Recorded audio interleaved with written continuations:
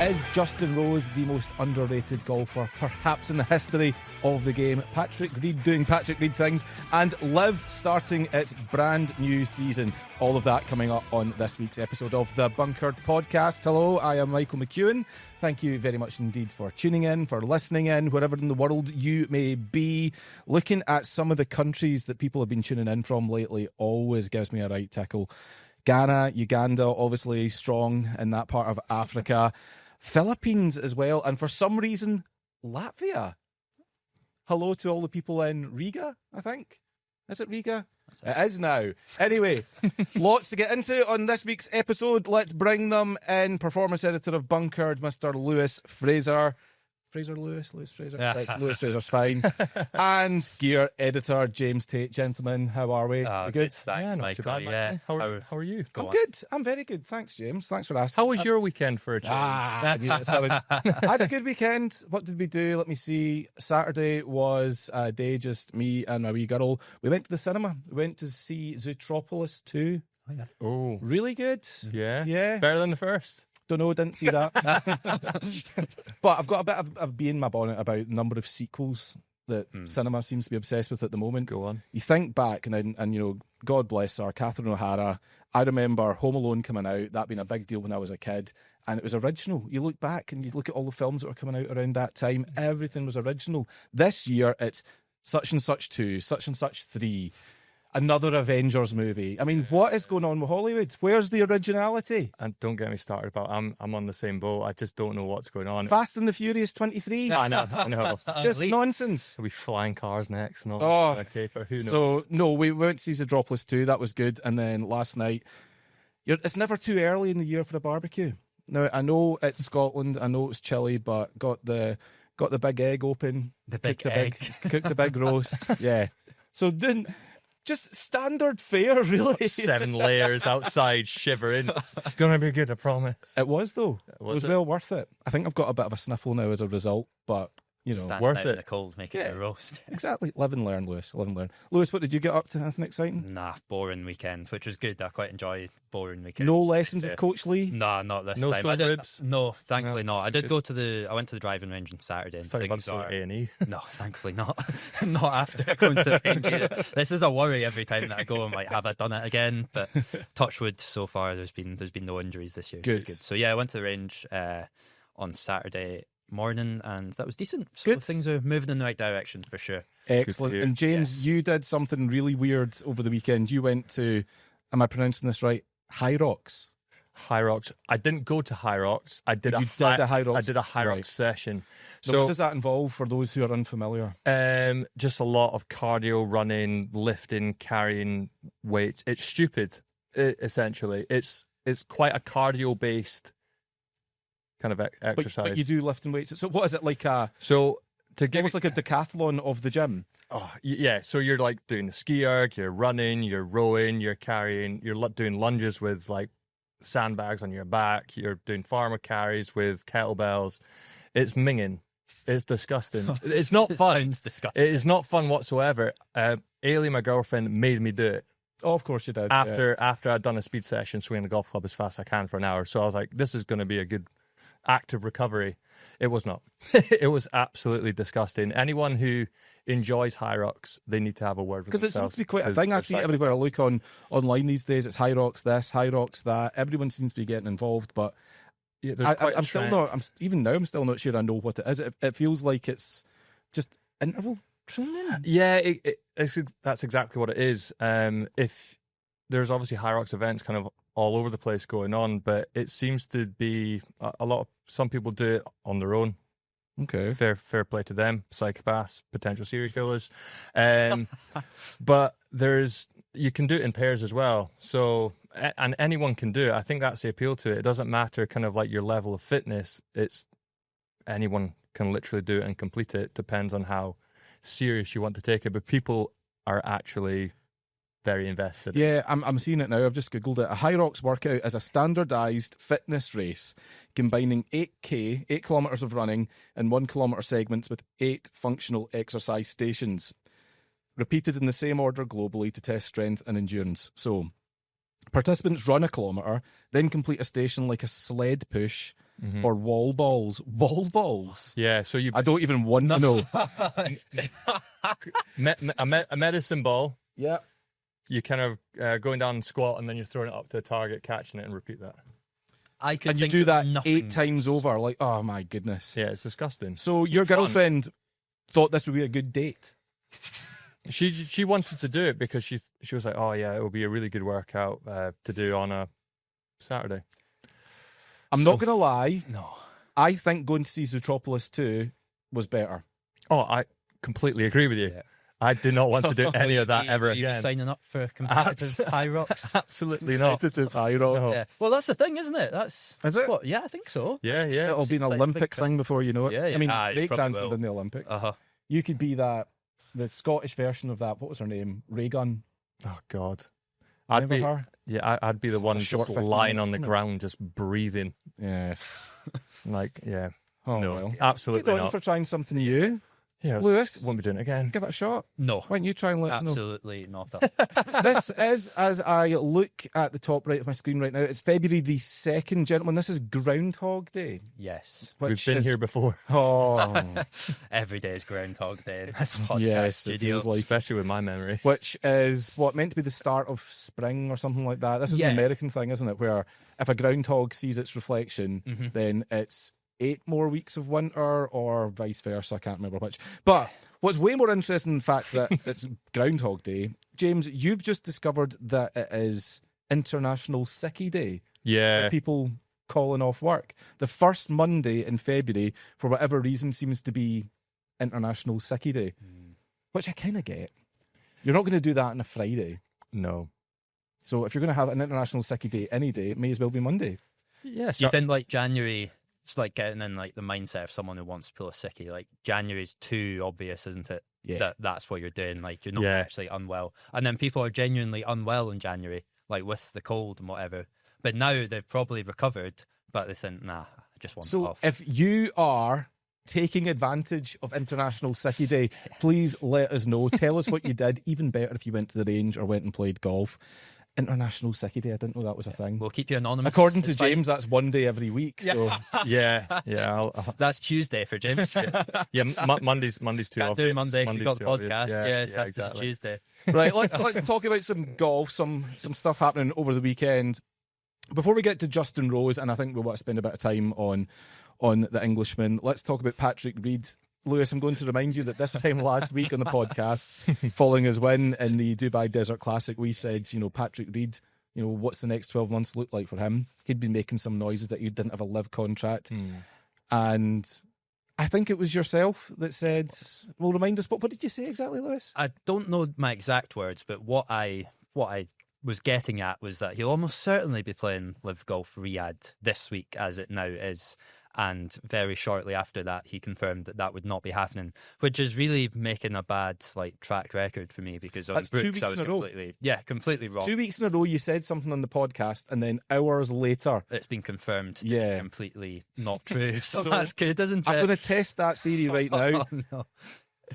I would like to say that there is not a hope in hell of the bosses giving us all 50% pay rises. Not a chance. Do you want me to say that? Please, But yeah, sure. there's absolutely not a chance that the bosses are giving any of us 50% pay rises anytime Spending soon. your money on James. Lewis, honestly, get hard never at play the work. lottery, mate. Never, ever. But on a serious point, Patrick Reed deciding to leave Live, I mean, I'm not going to say it was a surprise. It wasn't, given what he said after his win in Dubai. But then the fact that it happened so quickly, he has ditched the Saudi-funded league. The 4 aces are now the 3 aces, evidently. God knows what they're going to do there. Are you in any way surprised at this development? As I keep saying, nothing really surprises me anymore. But at the time, I was surprised, because I spoke to Josh Lees, who are one of our writers, and he was there when Patrick was making these comments. And I spoke to Josh. I'm putting this completely on him here. But I Josh's spoke to him, fault. and, it's completely Josh's He fault. convinced Patrick. And I said to him, I was like, do you think this is, as we spoke about last week, do you think this is Patrick genuinely thinking about leaving, or do you think it's him trying to get a better contract? And Josh said no. Like, the kind of general feeling was that he will play on Live, but he's not signed yet, and he wants to get more money or a better deal in his contract. And then It's a negotiating tactic. Yeah, we all negotiating thought, tactic, which is fair enough because of everything that had been going on. Who wouldn't? Yeah, but again, it's one of those, the more you think about it, Patrick maybe wants to play more golf, and this opportunity's come about, and he thought, you know what, I don't want to play and live anymore, so I'm going to just play the European Tour for Patrick a season. Reed, the first person to not want to spend more time with his family, evidently. Yeah. Oh, so Which I kind of understand. well, you At get use that. golf facts and whatnot. But yeah, I mean, Yeah. it's all happened really quite quickly, James, Yeah. hasn't it? The fact that, you know, he's decided he's no longer part of Live. He is now going to play this season on the DP World Tour with the hope of being reinstated to the PGA Tour this time next year. So it seems like he is happy to serve his suspension. He'll play a bit in the Asian Tour as well, I'm quite certain.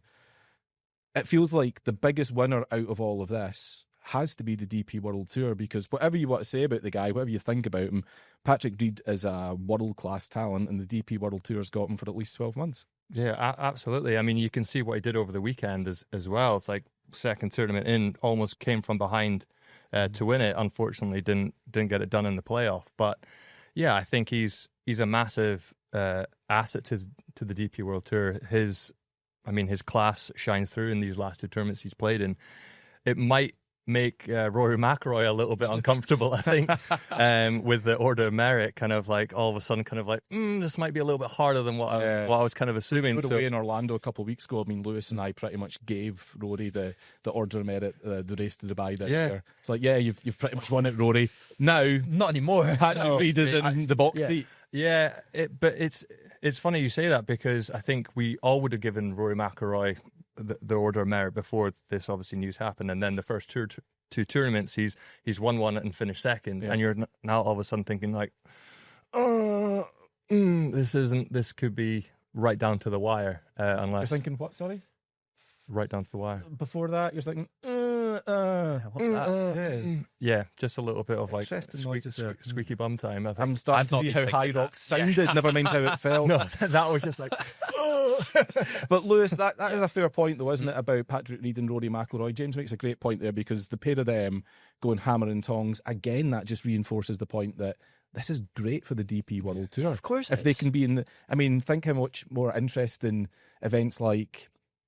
Not that it's not interesting already, but the Genesis Scottish Open could be really interesting this year if the pair of them are both in the field like we expect them to be. Yep. I mean, there's history there. Yeah, there is. There's not a huge amount of love lost between the pair. No. Certainly, there's a lot of water under that bridge. Yeah. So that's brilliant. You want rivalries in sport. You've now got one that has landed in the DP World Tour's lap. It's brilliant. We spoke about it last week about how not everyone likes Patrick Reed, but everyone kind of has an opinion on him, don't they? And having villains in any sport has got to be a good thing. So a lot of people will be rooting for Patrick Reed to beat Rory, and a lot will be rooting for Rory. But the amount that Patrick plays, this is the thing, like if he wants to play a full season, a full schedule, which it seems like he does, then he's going to rack up a lot of points if he keeps playing the way he is. So yeah, good. I'm actually just correcting myself. I wonder if he can get into the Scottish Open now, Well, because this is that's it, I don't co-sanctioned. So maybe he Possibly can't not. get into that. But you're right. I mean, villains, heroes. I mean, villains are an important part of any story. If the Joker didn't exist, it's just Batman driving around Gotham City in a flash car. Anyone need a hand? Yeah. Anything I need to do? You know, Can I carry everything's good. yourself? Nothing going wrong. Cool. Yeah. Aye. So no, they are important. I'm really excited by it. I think that Reed will benefit the DP World Tour massively. I'm not sure how much of a loss it is to Live all the same, because they still have Bryson DeChambeau. They still have people like John Ram, Joaquin Neiman. Neiman sitting just behind me. Yeah, that's why I said his name. I can see him over your You can shoulder. see him in your eye line. I mean, they still have a lot of great players. yeah. Patrick Reed was just one of many there. I think the key part was he wasn't a team captain, so maybe kind of flew a bit more under the radar than others. I don't know, is it a loss to Live? Yeah, it's a loss. I think more of the circumstances that it happened in seemed like a loss. Like players are going to get to the end of their contract and they're going to leave. Someone like, I'm trying to think, like Hudson Swafford or Laurie Cantor, and he's gone back. But the way that happened wasn't like really that detrimental. But the fact that we were speaking about it for so long last week and others would have been doing the same, to then leave in that circumstance, probably a bit of a blow for them. And if other players were to follow suit at any point, then it becomes an issue. But At the moment, it's not like a total disaster. It's the timing's awkward, like you mentioned there for the 4 aces who are currently 3 aces. Although I say that the way that it's been going for me in the podcast, they'll have signed someone Most in likely. the last 10 minutes that I've not looked at. Well, it is transfer deadline day as So well. it is, yeah. What's the window going to do tonight? Slam shut. Yes, slam shut. It always. Exactly. It never just closes the Well, it window. never closes. It slams quietly. It shut. Slams shut. Yeah. Yeah, I've completely lost my train of thought thinking about windows slamming shut there. 3 aces. They'll add 3 some- aces, yeah, they'll probably add some. I don't know where that's going to go, like what the script of that Yeah, is. that'd If they be have someone lined up, if they're Yeah. going to take one of the wild cards. I don't even know if that's possible. I don't know what the rules are around that. I think they may have to rewrite some of their own rules at Yes. this stage. Mm. Either that or they're going to do some very last minute shopping. James, PGA Tour, is this a win for them? Because they're not going to benefit from Patrick Reed for 12 months. But can they claim this as a bit of a victory? I think when you see any big names move across from Live back onto either DP World or PGA Tour, we saw Brooks go back. I mean, that's a win in itself. And I think when you see Patrick Reed, yeah, okay, he's leaving Live, playing on the DP World Tour. You know his intention is to go back to the PGA Tour anyway. Yeah, it's a massive win for the PGA, and I think they're going to massively benefit from it as well. I just wonder what we're going to see kind of like next year, and who's going to like start kind of merging back. Are we going to see more people move back from Live and try and go into the PGA Tour? Are they going to change the rules and everyone's now just like, you know what, you can just do what you want now? Like it will. I reckon it will be busier next year than what it was this year for sure. But yeah, the PGA Tour have come out on top for sure. Okay. Let's talk about the PGA Tour, their event over the weekend, the Farmers Insurance Open. Won in stunning, record-breaking, wire-to-wire fashion by the just ageless Justin Rose. I say ageless, sticking an age on him. He is 45. The Champions Tour is in sight for Justin Rose, but an absolutely resounding win there at Torrey Pines that moves him up to 3rd in the world rankings. It's his 13th career victory on the PGA Tour. 7 shots the margin, a record score for this event, beating the previous best mark, I presume, held by Tiger Woods. Doesn't say, but yes. Yeah. Let's figure it's probably Tiger Woods. Let's just take a second here and consider the facts about Justin Rose, because I said at the top he might be the most underrated golfer of all time. I think his CV certainly is criminally underrated. Let's have a look. Major champion, Olympic gold medalist. He's been world number 1. He's won the FedEx Cup. He's topped the European Tour Order of Merit. 7 times he's played in the Ryder Cup, winning 5. He's won on 6 different tours, and he's been top. This is the thing I think that's stunned me the most when I looked at it. Top 10 in 27% of all his major starts. Wow. 85 odd major starts he's had, and he's been top 10 just under a third, between a third and a quarter of the time. That is absolutely mind-blowing. Basically one top 10 every year. Pretty much. Think of it more than that. Yeah. Yeah, more Think than of it that way. Yeah. So Wow. when you look at where Justin Rose started, everyone remembers the heroics at Birkdale as an amateur, and pitching in and all that sort of stuff. And I think what people have forgotten is what happened next. He turned professional. Some people have forgotten. Others have got long memories, like me. He turned professional and then missed 21 cuts in a row. To where he is now, I mean, if you took Justin Rose's name off of it and you put down everything that I've just said there, I have a hard time believing that anybody other than maybe, I'm going to say, maximum of 10 golfers in the last 30, 40 years would accept that. I think everyone accept that 10. I mean, you're looking at people like Tiger, Phil, Rory, etc. People with multiple majors, just not many of. I mean, that's an extraordinary CV. It's ridiculous. It is when you actually think about everything that he's won there. He's done so much across the game in the last, nearly 30 years now. And he's getting better. This is the thing. Like, we're not looking at this career thinking, oh, that was brilliant, wasn't it? You look at it and think, well, he's still doing it and still adding to it and probably playing, as much as he's not winning majors at the moment, he could be playing the best golf of his career right now, outside of maybe like when he was world number 1. But just incredible watching it over the weekend. Well, I know you're a big fan of his swing in particular, Lewis. You've got your performance eye on it. Yeah, What's so good about it? Well, there's hardly any moving parts really to it. Like you watch him, and this goes back to the stuff that he must do in the gym and like flexibility and mobility stuff. But you watch his backswing, the way he moves the club, like there's no kind of wasted energy there. You can see that he's just on like just one solid movement with his arms. Doesn't get like a long backswing in any way. And then again, like it's so clean on the way through. You see some guys who, include myself in this, but you see some tour players as well who He's not that short. No, he's definitely not. Well, that's another thing, which we'll get to. But yeah, you see some tour players that have a lot of movement that is just wasted energy. Justin Rose has none of that whatsoever, which I think is testament to really efficient movement. Yeah, and then another thing about Rose that people might not see is when you see him on a driving range at a tournament, he's always doing the same thing, which is an alignment stick behind him at like a 45-degree angle, and the idea is that the club isn't to get stuck behind that alignment stick. He's been doing that for as long as I can remember, and that, I think, is like a lesson for all of us in that you try and do something, and he's not always been playing this well, but he's known that that is what he needs to be doing with his swing. How many amateurs do you see, I include myself in this again, you go to the driving range and you try something for 10 minutes and think, nah, this doesn't work, and then bin it off. Yeah. And you go back to whoever's giving you lessons like 6 weeks later and they say, how'd you get on with that? So it didn't work, so I just binned it. So that, I think, is like the patience and resilience that he has, which is remarkable. But you mentioned like the speed there. From last season to the start of this season, I know it's quite a small sample size, but he's added like 3 mile an hour of club head speed to his driver.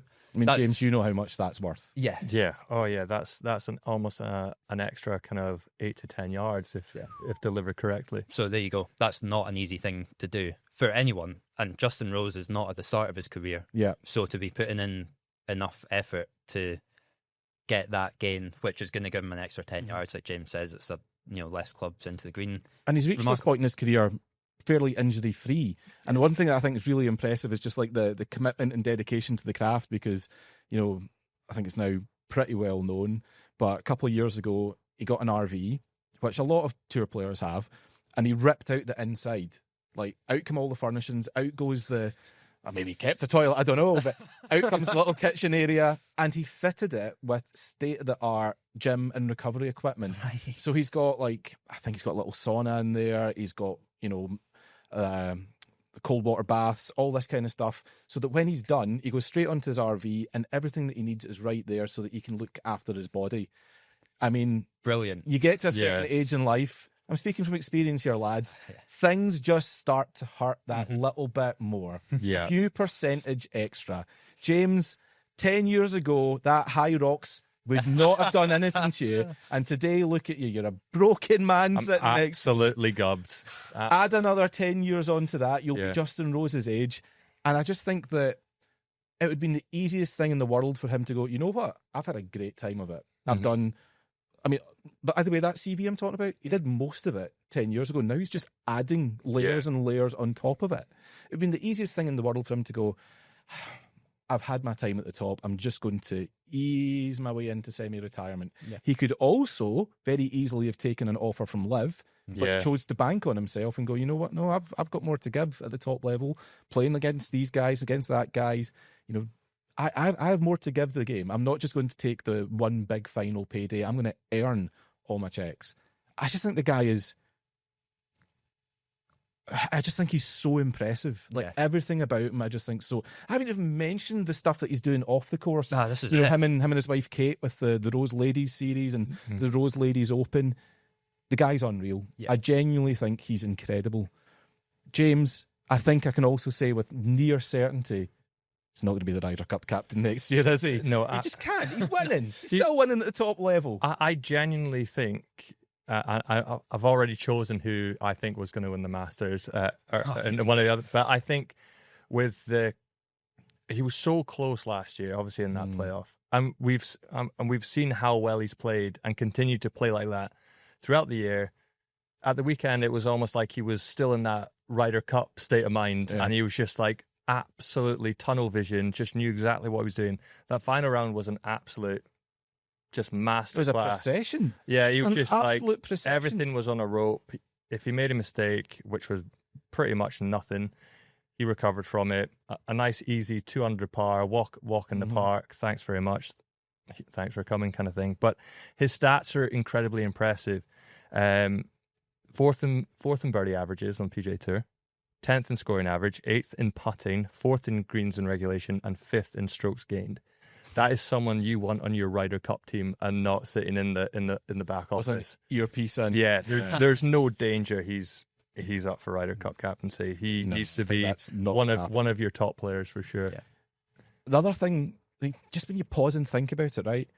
As I said, 45. Yeah. It's easy to just say the age and off you go.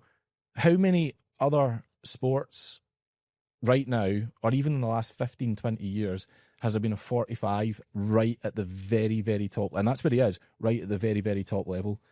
Tom Brady is the only mid-40s guy I can think of who's achieved major success at that time in his life. I'm trying to think, like tennis.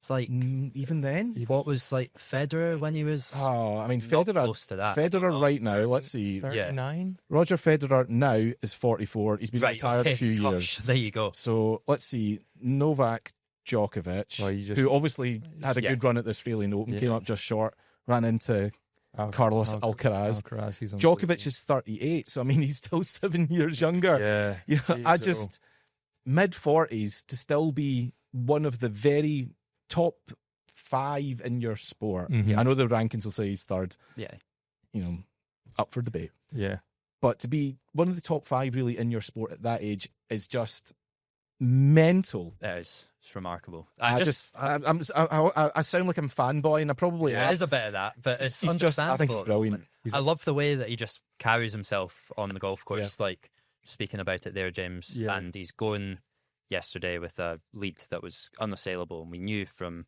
pretty early on that it was unassailable.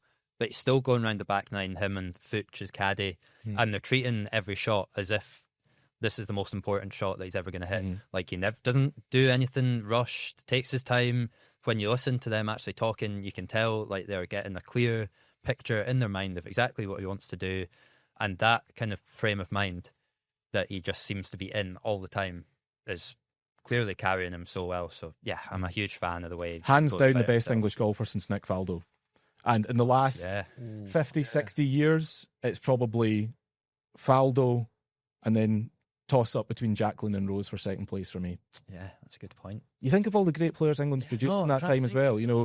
Obviously Danny Willett's won a major. Luke Donald had a great career getting to world number 1. Lee Westwood obviously as well. Didn't get his major, but the longevity, the prolific wins, the getting to world number 1, the Ryder Cup record, Ian Poulter obviously, Paul Casey. Luke Donald. I mean, for me, none of them. It's really simple. You take Rose's CV, all that stuff I said at the top of this segment, and put it down next to them, and include Jacqueline there as well. Faldo is out and out the best. I mean, 6 major wins, clearly. But next layer down, I know Jacqueline got 2 major wins, but for me, Rose and the longevity of his career, the quality of the fields that he's playing against, the quality of the opposition, and just the sheer body of work. I think there's a fair argument that he's number 2. Yeah, I completely agree with that. I just wonder how long he can keep this going, though. You say that like you've got doubt. Yeah, a little bit. Why? I think because we've just said, he's playing probably better than ever. I'm playing devil's advocate. Yeah, okay, fair enough. I'm playing devil's advocate here. Playing better than ever, and he's in probably the best physical condition of his professional career because of the little adjustments big adjustments that he's made and the people that he's working with. Let's not forget the S&C people behind the scenes and the coaches and, working with the likes of Phil Kenyon on his putting and so on. He's taken everything he can to keep himself at the top levels as possible. You think that is it in danger?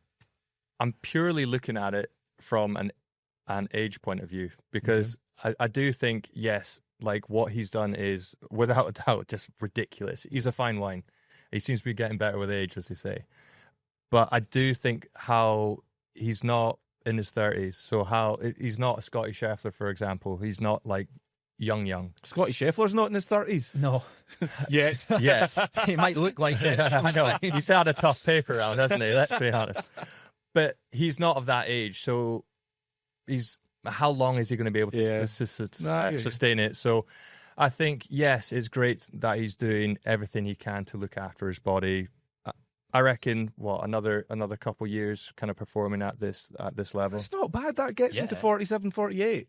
I think if he keeps going the way he's going, I definitely can see him winning another major with this form. Mm-hmm. I think we could probably all agree that and all hope that as well. We definitely hope it, I think. Will it happen? What's your gut saying, Lewis? Yes or no? One more major win. My head is probably saying no. I think it's a big ask. That's good because everything that you say usually doesn't come true. Really good point. Yeah, he'll win the Masters next week at this rate. Career Grand Slam winner. Career Grand Slam, not even career. He's just won all 4 this year. Look, he could. The thing about Rose, he's not the most consistent performer in that he missed the cut last week and he does miss his fair share.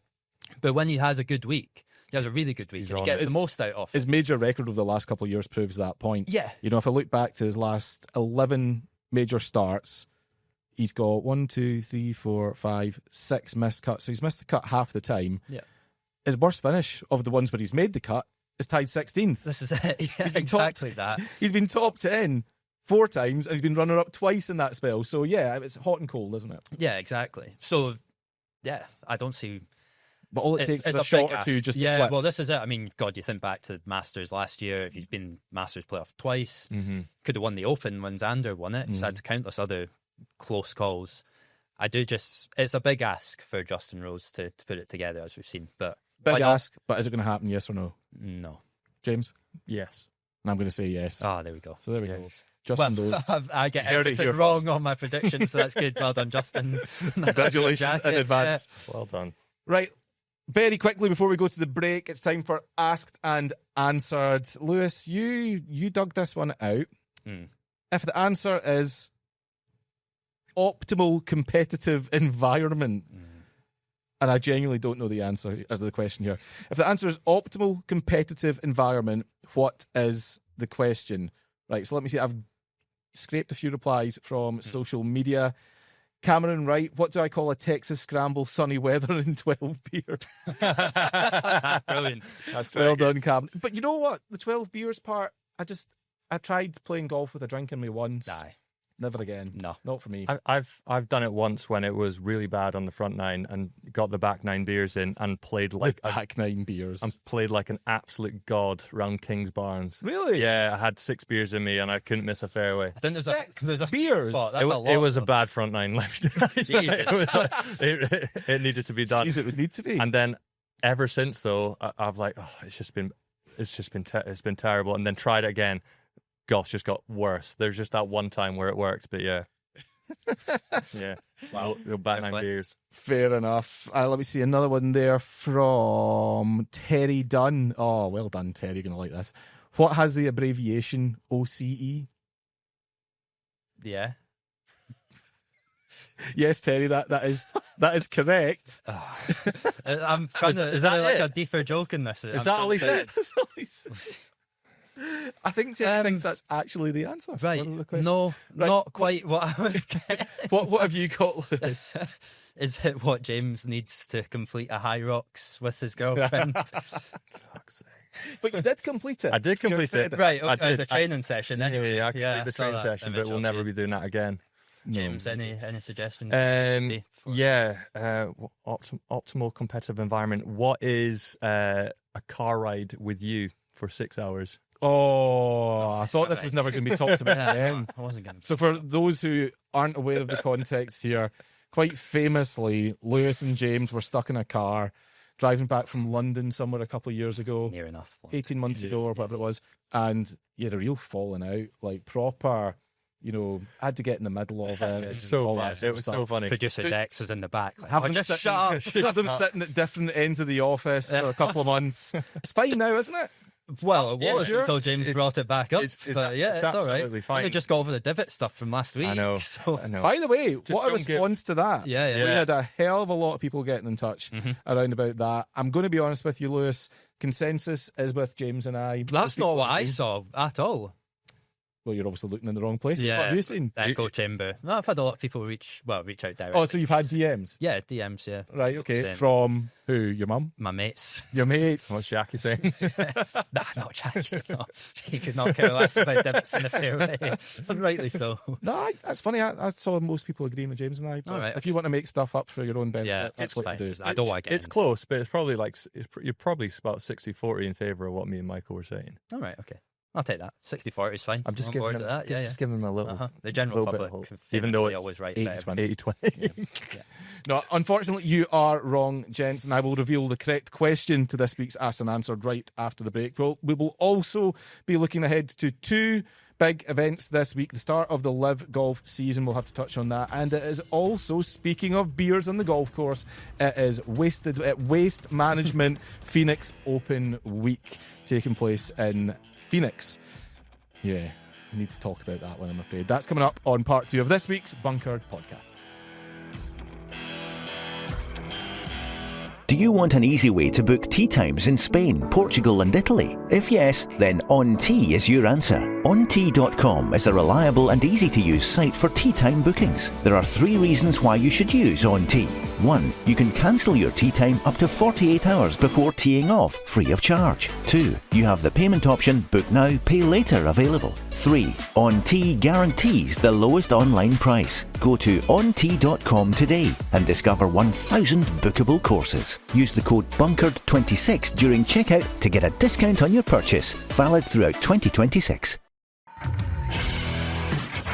Welcome back, part 2 of this week's Bunkered podcast.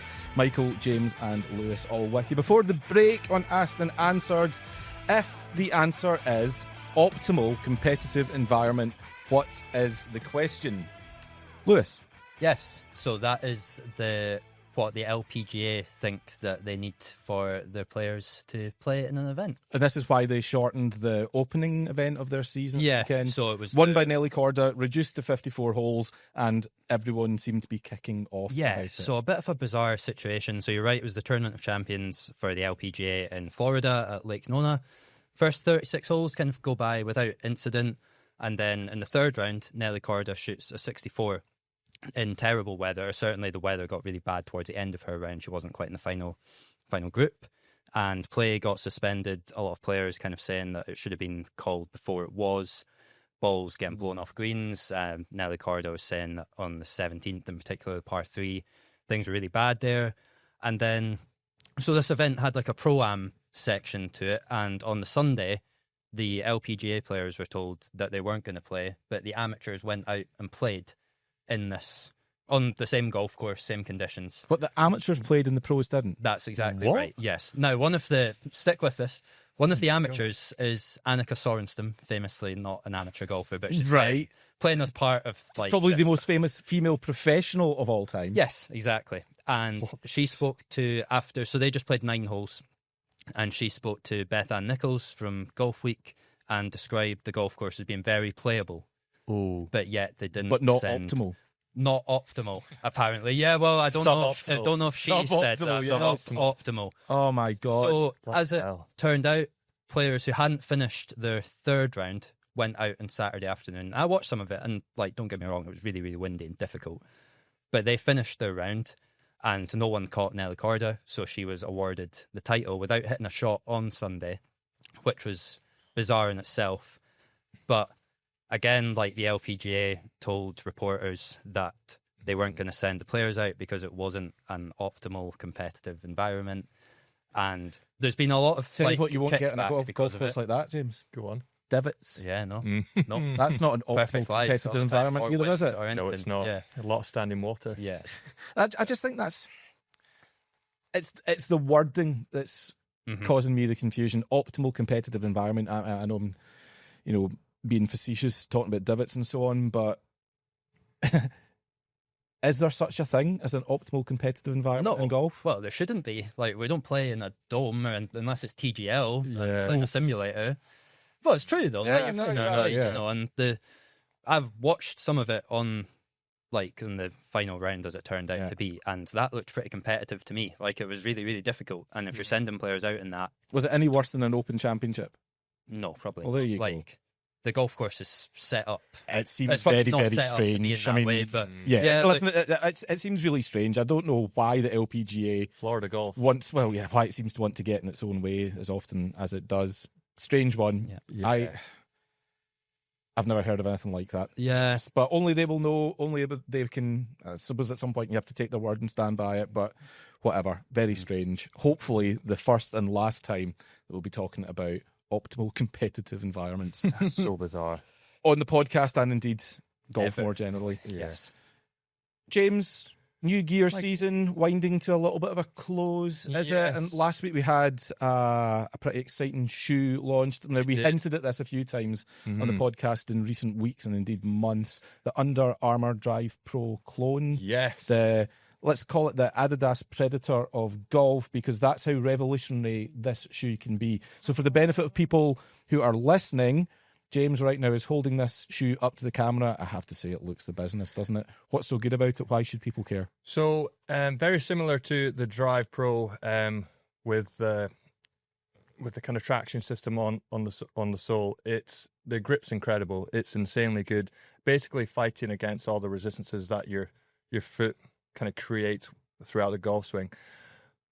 That's not changed in the clone. If anything, it's got better. You've got the kind of the swing kind of the strap here, which kind of locks down all the way here, all the way across, just like really solidifying your foot and arch into the shoe. But But this part, isn't it? This is the part at the top here, the upper, that's getting people Yeah. really excited. yeah, so it's this bit here, which is an oxthetic material. Now, Okay. what that does is basically it expands and contracts perpendicular to your foot when it moves. throughout your swing. Mansplain that to me. So essentially, no one foot is the same. Yep, would agree. Even your left or your right foot, there will be slight differences in Well, size. I've got a size 11.5 on my right, Mhm. and my left is a 10.5. So Okay. that's a bit awkward. I'm similar. Are you?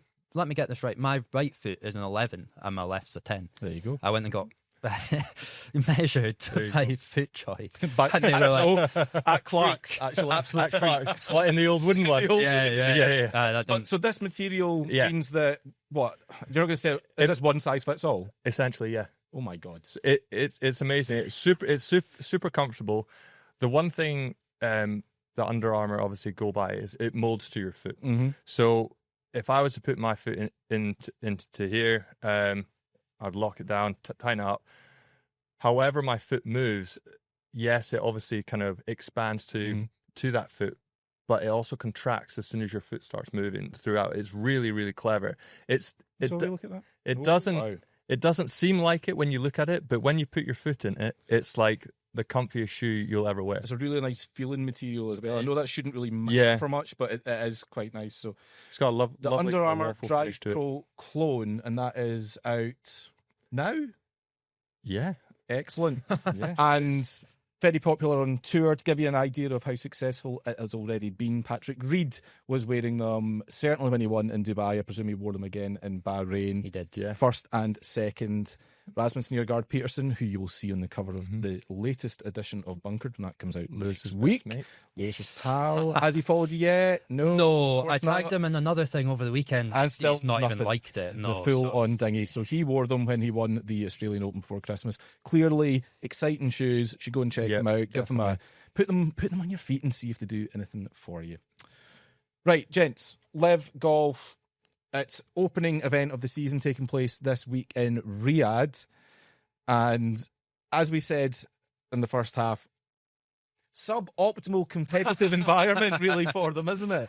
With no Brooks Koepka and now no Patrick Reed, the 4 aces being the 3 aces, just lots of upheaval, lots of change. We've got teams that have rebranded. Farewell Stinger GC, we hardly knew you. It's now Southern Guards, I believe they Yeah. are. Ironheads, their captain Kevin Na has gone, and his place has come Ben An. Their name has gone, Ironheads GC, RIP. They are now Korean Golf Club. Loads and loads of change. And the public-facing, front-facing part of Live, I guess. And loads of changes behind the scenes as well. Lots of staff have moved on. There's been a huge churn. Henny Zool has come in. She's swapped Sky Sports for Live. I mean, it doesn't look the same as it did at its last event last year. This off-season has been quite an off-season for Liv. Lewis, what do you make of it? Upheaval is the word, isn't it? I'm really intrigued to see how things go this week. I mean, the first 72-hole event as well, isn't it? That's it, yeah. Format change. Format change. How have I forgotten that? Yeah, and the thing I was reading... Maybe world ranking points by the time they get going, who knows? Well, yeah, I mean, if I say that they're not going to get world ranking points, then they probably will at the rate. Refresh Do you want to actually inbox. check? Yeah. Nothing. Okay, not Told yet. them Maybe just it's a 3 p.m. release then. But yeah, upheaval. I think interested to see how the teams work at the moment, because there's certainly the 4 races, only have 3 players, but the team aspect, which is a big thing for Liv, involves having all 4 scores counting, which started last year. So interested to see how they get around that with the 4 races if they're not able to get another player in. There's a lot of moving parts at the moment, and it'll be really interesting to see what kind of happens over the next few days.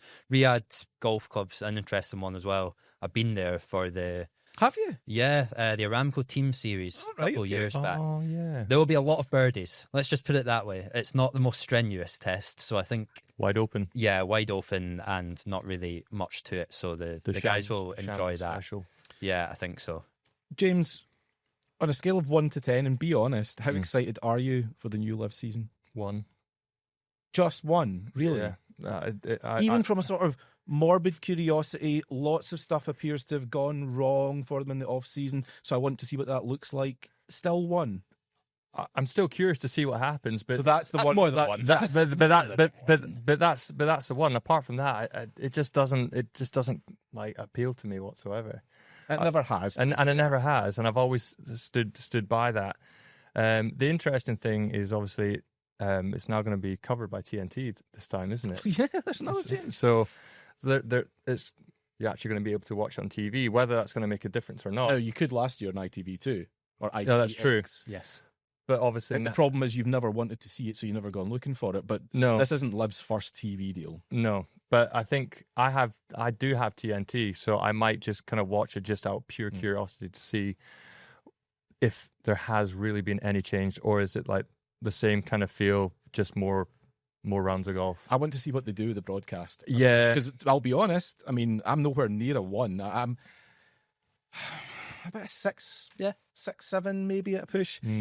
I want to see what they do with the broadcast, because one thing I think Liv has done really, really well in recent years has been the broadcast. I think as a TV experience, wherever you're consuming it, I think it's been really good. It's been energetic. There's been some really cool graphics.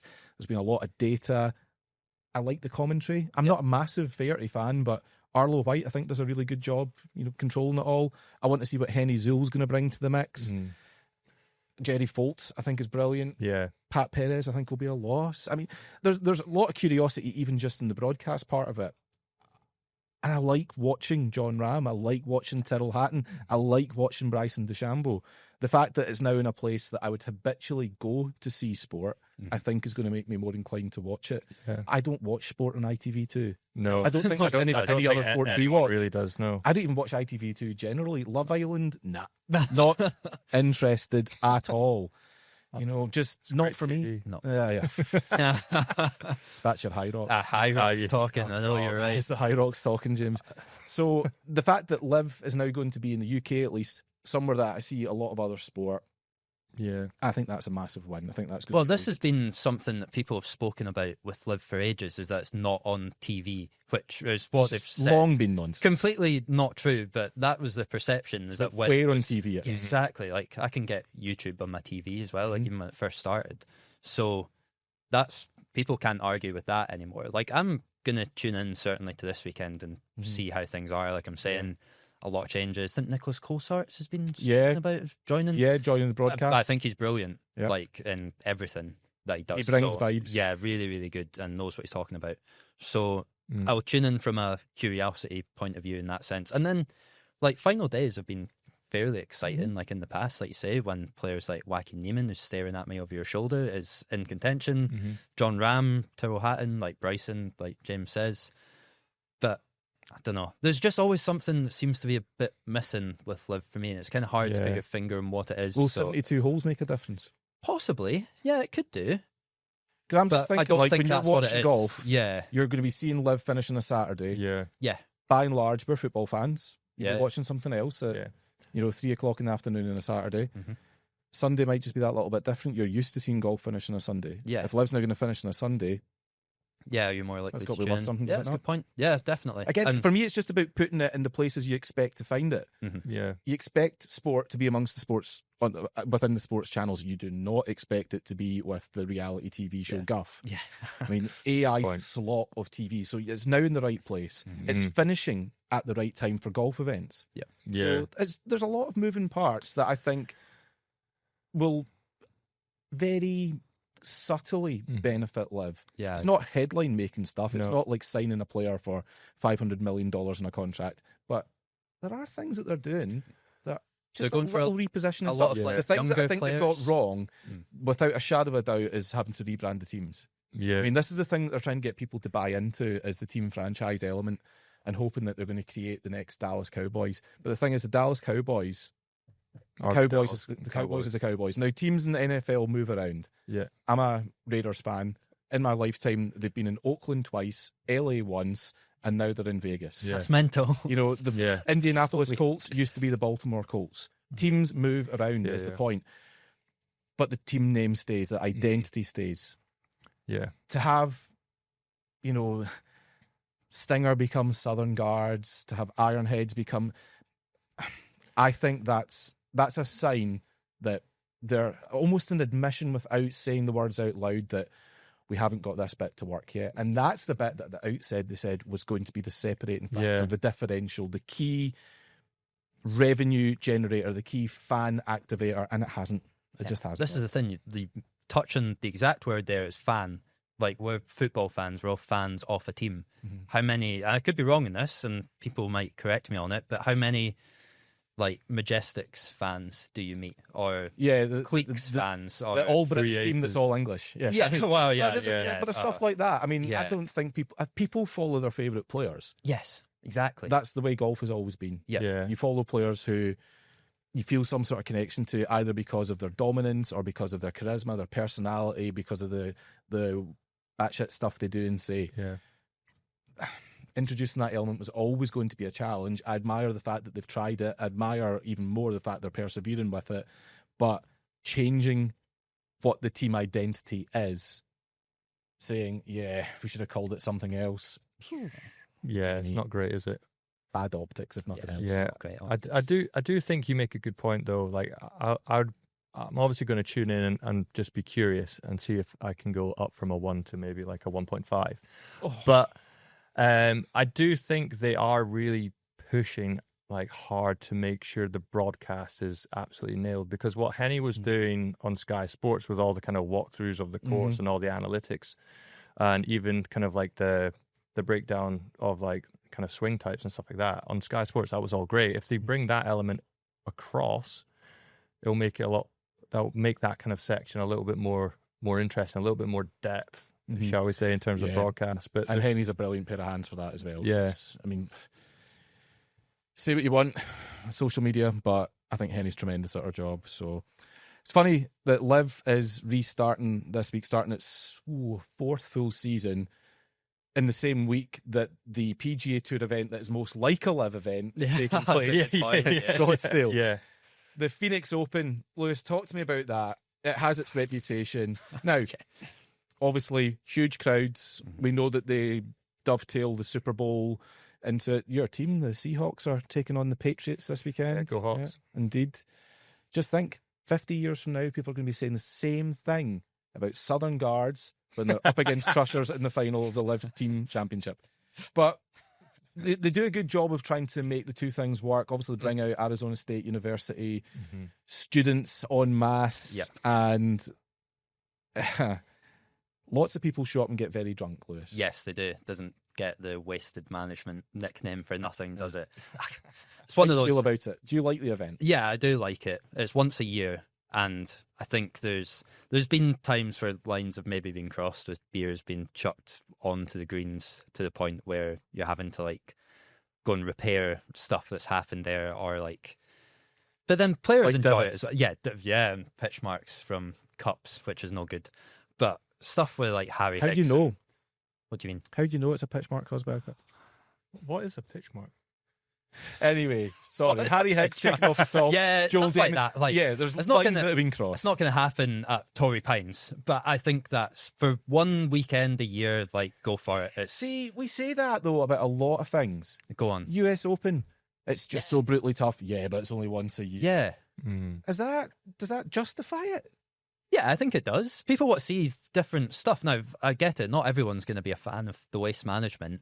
I'm not saying it's like my favourite tournament ever, but I've nothing against it. Like, it leans into what it's trying to be, right? Which I don't think is a bad thing. The crowds are incredible. There's massive crowds there for that reason, which has got to be good for the game. Are you So watching for the other stuff or for the golf?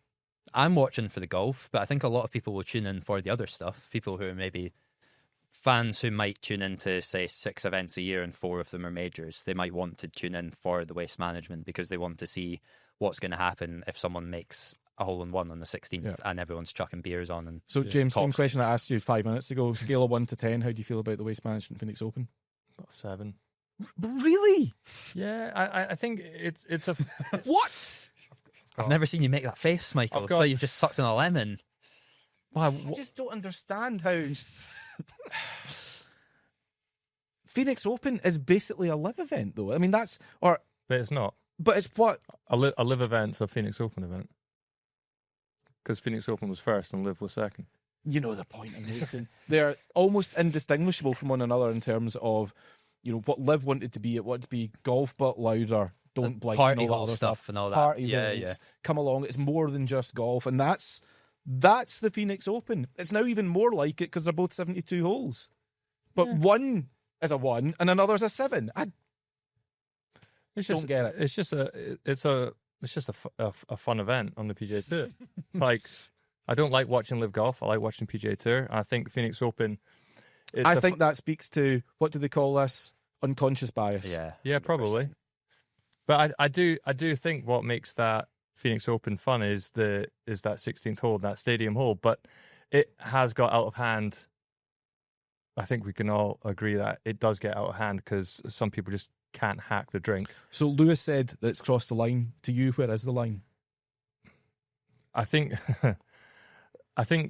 when throwing beers and stuff like that, like onto the green, I'm just like, okay, like we'll watch and be like, oh, it looks like chaos, and some people are like, oh, it looks so fun, but in reality, it's just like it's too far. Like If it's like interfering with play. Yeah, Exactly. exactly. If you're someone who's coming along and is trying to, well, having good fun and everything, but you're also thinking, I need to make a par here to try and keep my card, make the cut, and you're trying to putt, and there's like dents. I mean, because people, making a par to keep your card in February, but I guess No, it might but be you one know of what those I mean. ones that Yeah, in August, September, you look back and you go, God, I missed that putt there because of. exactly, Yeah. yeah. If you're someone who's grinding for a living, and all of a sudden, like, I think anyone's that ever done happens. that.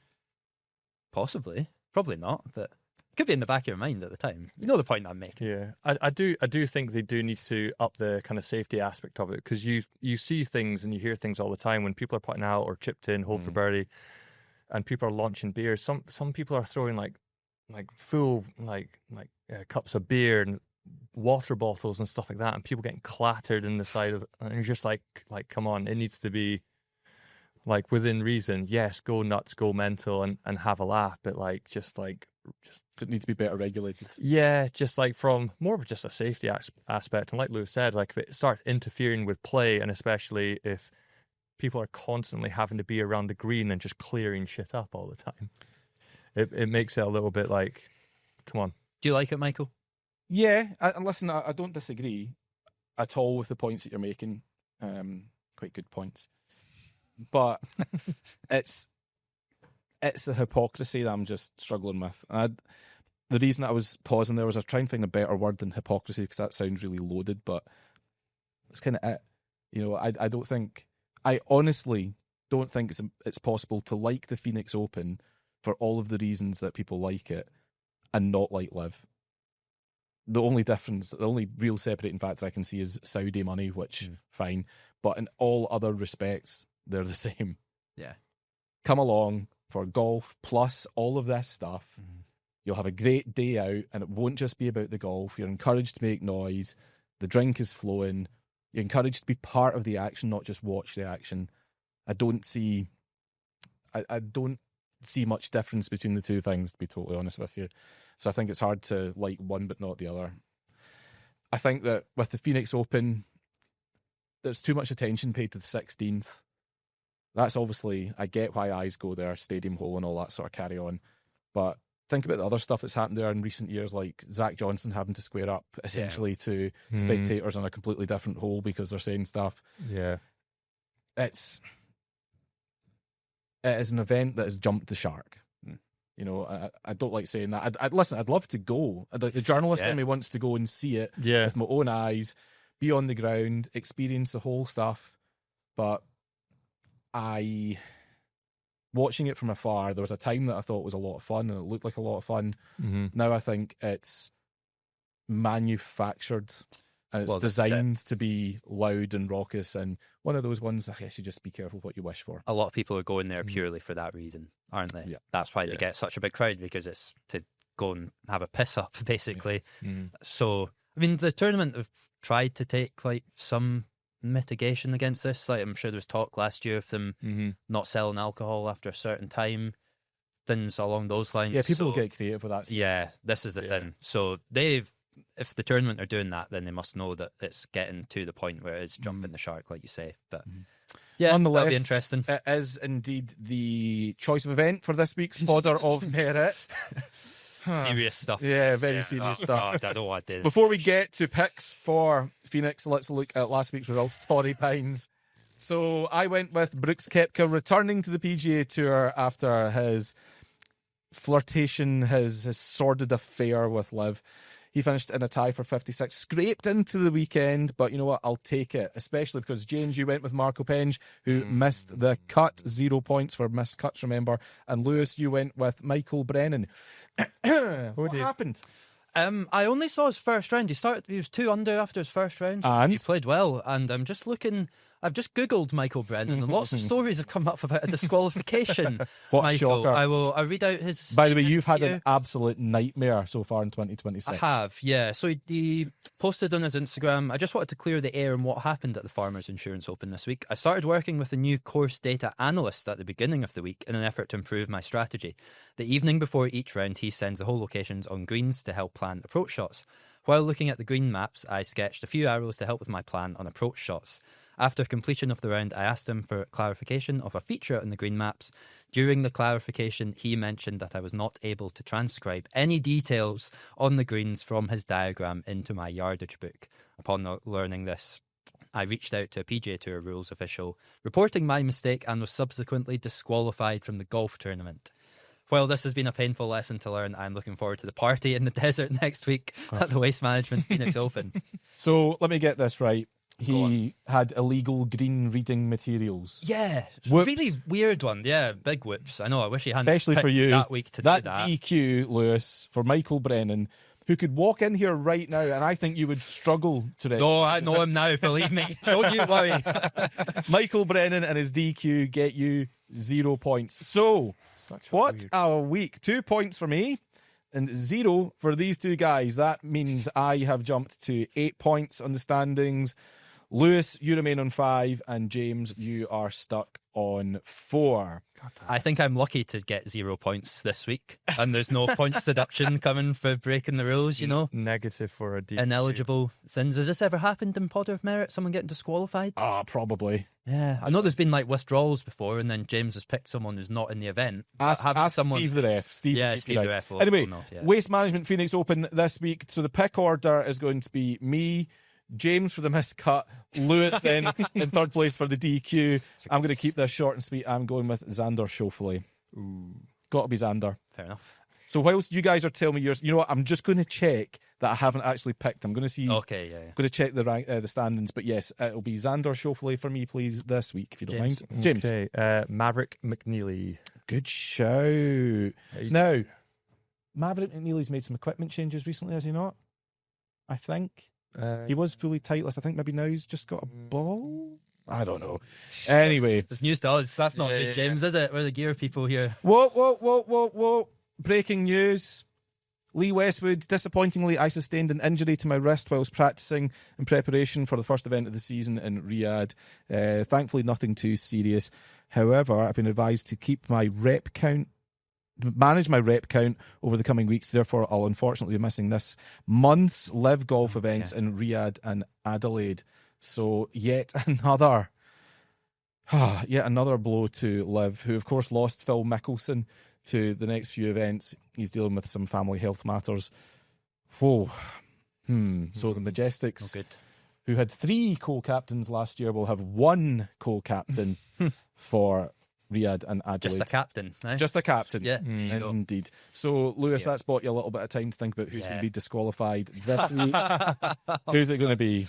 I've got Jordan Spieth this week. Why? Because, well, the last 3 Waste Management Phoenix Opens, he has finished in the top 10. In fact, the last time that he finished outside the top 10, the Waste Management Phoenix Open, Gio van Bronckhorst was the Rangers manager, and he had just beaten Hibs 2-0 at Ibrox. How do you know that? Because I searched it up, so I thought it'd be interesting to say. Yeah, buzzing. Making a point of how long. But no, the last 3... That's a long time. That's like That's a long time dozen ago. Cali Thistle managers ago. It's Certainly at least one administration. Before anyway. Duncan Ferguson, yeah. Uh-huh. I've just checked. I've not picked Xander yet, That's so I'm good. I don't think Yeah. I'd pick Jordan Spieth for obvious reasons. So but, yeah, it's Xander, Jordan Spieth for Lewis, and James, remind me, McNeely. Maverick McNeely, yeah. Okay. 8 to me, 5 to Lewis, 4 to James. 1st to 15 wins the honours. looking good, Michael. Going well. Yeah, and this time No there's miscuts. going to be a cash prize. Oh, is it? Oh, is it? Funny, Okay, yeah. It's that pay rise that we're all getting. I wished into existence. Exactly. Part 1. Exactly. Right, finish up with a game of Golf Tenable, Lewis. Yes. Let's have it. Back. Yeah, it's back after long awaited. After that terrible mistake you made last week. Yeah, I know. I've double checked this one. 2 weeks believe ago, me. Trevor Immelman. Jeez, Yeah, oh. Sorry, God, yeah. Trev. Well, I Again. can tell you that Trevor Ilmerman is not involved in this week's. Should we close the laptops quiz. over? Yeah, go for it. Yeah.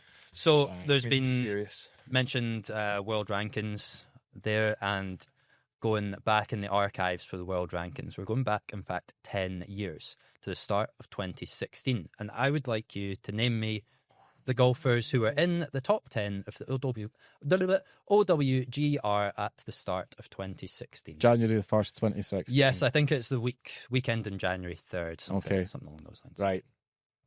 We've got this. You've got this. Go on. Jordan Spieth. Number 1. Well done. Trying to think who won majors in 2015. Jason Day. Number 2. We're on for Zach Johnson's not top 10.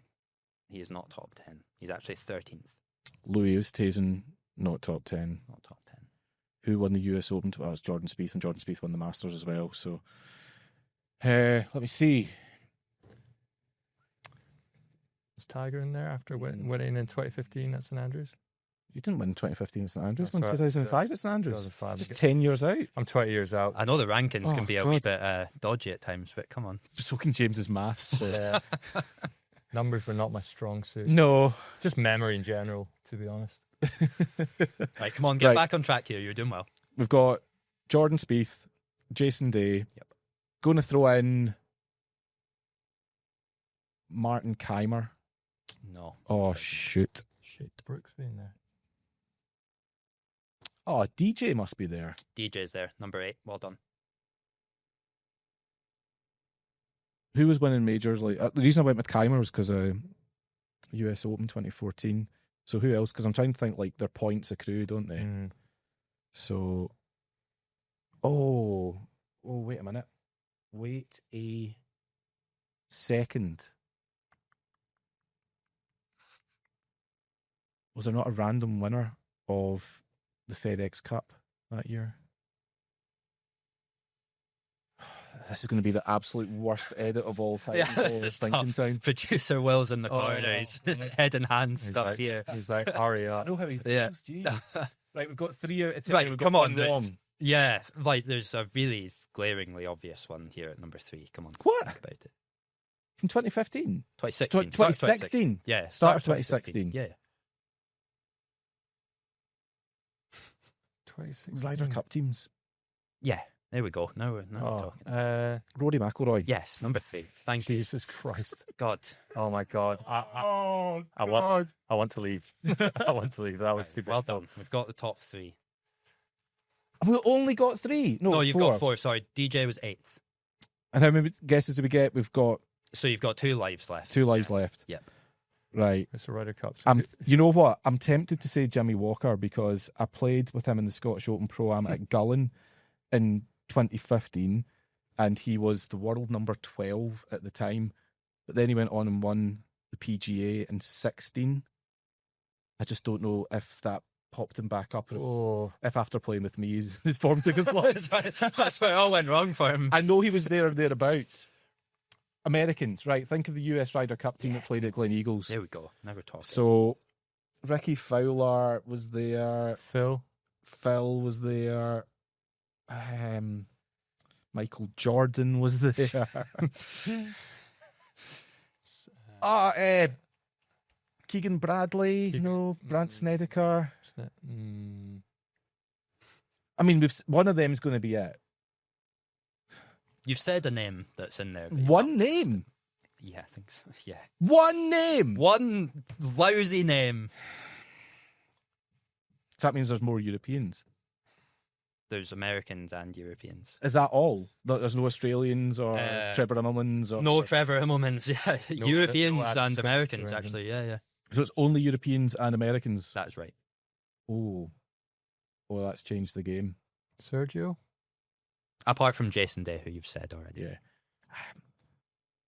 I'm just thinking Ryder Cup. Yeah. Sergio, don't know. Justin Rose, maybe? Longevity? Yeah, potential, but I don't know. Henrik Stenson. Yes. Oh. God. Right. Well done. Henrik Stenson was 5th at the start of 2016. Well done. Justin Rose. Yes. Yes. Number 7. Well done. They're 7th in the rankings. Right, yes. 4 to go. Now, that's a couple of Europeans that we've burned. There must just be some Americans. Ricky Fowler. Yeah. Oh, come on. 6th. 3 to go. 3 to go. So you've got the world number 4, the world number 9, and the world number 10. Right. Yeah. Okay. So we've done. Who's number 4? Must be American. Has to be American. He is American. Too soon for Justin Thomas, isn't it? Too soon for Justin Thomas. And Xander and Cantley. Oh, Who's the big standout in that Ryder Cup team? in 14. Think of a different event that he's done particularly well in. What? The President's Cup. No. Individual event. The start of the year. Jim Nance says hello friends at the start. Oh, the Masters. We said Jordan Spieth. Bubba Watson. Bubba Watson. Yeah. Well done. Is he number 4? Yes, he's 4th. Is he really? He is. Yeah, he was. Okay, 9 and 10. 9 and 10. That's We've me got done. this. I'm Come done. on. I've got one. I'm done. Yeah, well done. 9 and 10. Still got 2 lives. Are they major champions? Yes, both of them. Oh. Then or since? Oh, one either. Oh. Right. Okay. One before or one after. I was going to say Webb One Simpson. That's mental chat. before. Is it mental chat? Webb Simpson? Right, let's go from like 2013. Who won majors? Adam Scott. But he's not in there. He's not. I'll give you Adam Scott is 11th in this list. Okay. Just missed out. Is Webb Simpson one of them? He played at Glen Eagles. Remember he skied it? Like his tee shot went about. Is that who you think is and 50 yards flat. top 10 in the world for that reason? Yeah. No, we're not saying Webb Simpson. No. Brandt Snedeker. Oh, Lewis, this is a good one. This is a very good one. What about someone like a Matt Kuchar? Oh, what a shout. I like Matt Kuchar. that. No, he was 20th. Sorry. Oh, what? And what did I say about major champions? Yeah. Oh, you said both of them are. Yeah. Oh, yeah, shit, sorry. Come on. Okay, right. So major champions. Let's Yeah. think of American major winners. Phil Yeah. Mickelson's one of them. I'm sure. Had he not drifted by that point, though? 10 years ago, though, Michael. Right, keep him in your locker. Okay. You've got Phil Mickelson. Phil? You've got Webb Simpson. Brandt Snedeker's out. He's never won a major. Oh, who's won a major since? Patrick Reed. Was that not around the time he was giving it all the chat, though, about being a top 5 player in the world? So it'll be That seems wouldn't like- have landed quite as hard if he was like 9th. Yeah. Who else has won majors in America? DJ, Colin Morikawa wasn't pro. Bryson wasn't pro. I keep coming back to Zach Johnson. No. It can't possibly be. Jim Furyk. Ooh. Right, we'll each pick a name and Right. see where we go. I think we have to go Phil Mickelson. It's the one that's just screaming out to me, but I don't know why. He's going to be 15th. Go for it, though. But then Webb Simpson's a great shout as well. Right, Webb Simpson. No, wrong. Phil. Wrong as well. I mean, that's us. We're But dead. you've said the names. You've said Brant- both of them in Brant your Snedeker. spiel. No, not him. Patrick Reed. Yeah, number 10. Really? Jeez, Yeah. oh. Shit, And indeed. the other one would be Jimmy Walker. No. He won his major long before this. Long Oh, Jim Furyk. Yeah, exactly. No! Oh, that's so annoying. Unlucky, lads. That was hard. That was tough. I thought Jim Furyk might trip you up there. It is Pick Groundhog him at Day. that. Yeah, Yeah, it's it's Groundhog Groundhog Day Day all over again. Unlucky. Good effort. Yeah, It's a tough one, but yeah. So you're worryingly long to get Rory McIlroy, I'll say that. Yeah, that was that. it was at that point I lost all. Yeah, at that confidence. point I was like, he's not getting Jim When Furyk. I realised He's not got his favourite golfer ever. when we'd been deliberating for like 2 minutes, and it was like, oh yeah, Rory. At that Yeah. point, all confidence gone. Didn't look and good I at that didn't start to stage. get it. No, but No. good shout in Bubba Watson. Had to. Very good shot. Yeah, Bubba well Watson. done. That was a trick. Sometimes a blind squirrel finds a nut, boys. Indeed. Yes. Oh well, good effort, lads. Good quiz, Lewis. Well Thanks. done. Yeah, well done. Yeah, You beat us this time. Someone's going to DM me on Instagram like, actually, I think you're I think you find Trevor Immelman wasn't Yeah. the top 10. Oh, very good indeed. Gentlemen, thank you for your time. No, Thanks, thank Mike. you. As always, and thank you to you for watching, for listening. Make sure you get in touch with us. You can get in touch on X at The Bunkered Pod, on Facebook, facebook.com/The Bunkered Podcast. Email us letters@bunkered.co.uk. Give us your thoughts on anything that we've discussed over the course of the last hour and, 15-20 minutes or so. That is it. Gentlemen, thank you very much Thank indeed. you. We'll be back Stuff. again this time next week. Until then, enjoy your golf if you're playing. Enjoy the Phoenix Open. Enjoy Live if that's your thing. Make sure you let us know your thoughts on its TNT Sports debut as well. Until next week, ladies and gentlemen, boys and girls, it's bye-bye for now.